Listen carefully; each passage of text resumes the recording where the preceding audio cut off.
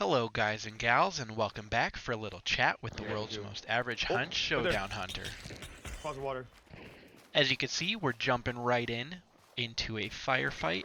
We don't like our position we're in. They have cover where we don't, so we decide to push for the bounty and let them fight it out. There was actually two teams there, so we were able to disengage, but that brings us to our first mistake. We ended up running into a bear out in the open. This is not ideal. Everybody knows the bears can take you out quickly, and we're out in the open. But with that, it brings our first fix. As you can see here, we see the bear's tummy, and this is where you do the most damage. So if you can quickly try to take out the bear by using the tummy section that was circled, that's where you can do the most damage to try to take the bear out. Of course, a sticky would do well, but you know, the bear will run at you and can cause possible issues. So that's not ideal, just quickly like that. We quickly come into our second mistake. We are in a really bad position where there's two teams behind us, and we know that that's the boss lair. Now, there could possibly be 3 hunters in there, and there's at least minimum 3, 4, 5 hunters behind us fighting. So, we don't want to get sandwiched in between these two fights while one team is inside looking out at us and another one is coming from behind us and us just being wide out in the open. It's not ideal. It's not great. It will happen everyone at some point. So that brings us to our next fix. What we should do, and what I did suggest, is extreme rotation. I stated and told my team what would be best is to try to rotate all the way to the back of the building, as we know that there is a team in there. They could have eyes on us, they can see us, but at least the team behind us that we disengaged from won't sneak up from us unless they extreme rotate as well. And if they do that, then they're a great team that had the right idea as well. They were able to catch us somewhat out in the open, but that was a idea to do, so that way we don't have to get sandwiched and we can kind of have the high ground, and that is what we did here. So what we did here next was we tried to assess what was going on. We still had no clue if there were 3 hunters in there, a duo, a single, what kind of weapons they had, what position they were in. So we were strictly trying to assess at this time and see what we could do to try to find something. And one of the best things to try not to do is to take out any AI, so that way you can have intelligence or possibly assistance and you don't disrupt people. That brings in a small tip. One of my favorite, personally, one of my favorite traits in the game is Shadow. That makes it so all AI, they hear you, but they don't see you. So as you can see here, there was one right next to me. They're not attacking me because they don't see me. They know I'm here. They can run at you. A lot of AI will run at you. They will not really attack you because they don't see you. So you could get slightly nervous at seeing them come at you, but that's just because they hear you. It says specifically in it too that AI can hear you, but they cannot see you. So you can still trigger them, they just won't attack you.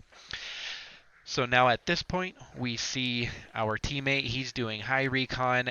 He has a crossbow trying to get a good look in. A good silence weapon, and it is a possible one-shot. He sees, it looks like one person in there. Sadly, we don't have comms with him, so we're not able to understand or know everything that's going on. But if you saw the play he made, he's trying to give us some intelligence to help everyone.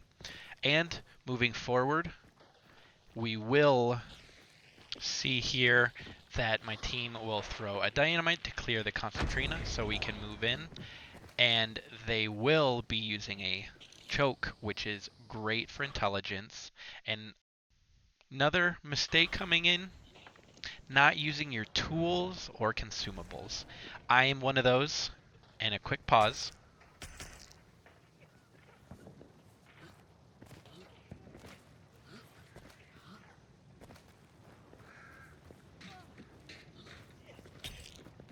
If you were able to listen there, the choke bomb was giving us close to a proximity of where the hunter was. And this is a great fix that I tend to need to remember, is using my consumables. I don't use them enough. I get in a firefight and think I need to try to shoot the person. And you can use items for so much more than just taking hunters out. With that, we're going to be jumping into our next mistake. What the hell? Hitting enemy traps. There is a quick fix for this, and that is a trait known as Vigilant. This is what it looks like, and what it does is it helps you see hunters' traps in your dark sight. It's pretty noticeable when you're able to see them if you're looking for them. I personally also like to bring this trait, as it just lets you know moving into a compound how prepared they are and what doors to move in and out. It saved me a few times as I'm able to see what doors they have and haven't, and I can try to disarm and take the things out before I lose a health chunk to an alert or poison or concentrino or any of that.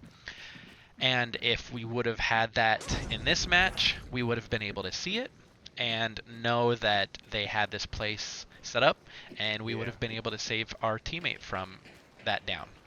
Luckily, we were able to get him back up, but that is a quick fix, and it is only 1 point. It is one I bring every new hunter, as it's such a great 1 point perk to have. For just a moment like this, we would have saved a down, and we could have possibly seen a good door to go in. With this next one, we are at our next mistake. We were not paying attention to our maps or dark sight. If we would have been paying attention and not trying to we were very hesitant here since we had that down. We were way too cautious now. And if we would have paid attention, we would have looked at our dark sight or our map, and we would have seen that the she's running. hunter is no longer here. I finally do bring up my dark sight, and that hunter is gone. They've been gone for a minute. They ran for a minute.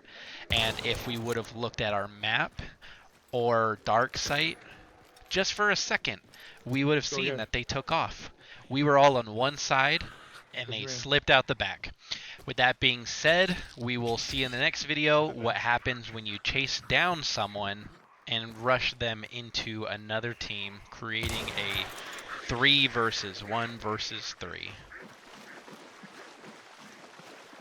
I hope you guys enjoyed this video. If you see any mistakes or fixes, please put them in the comments below.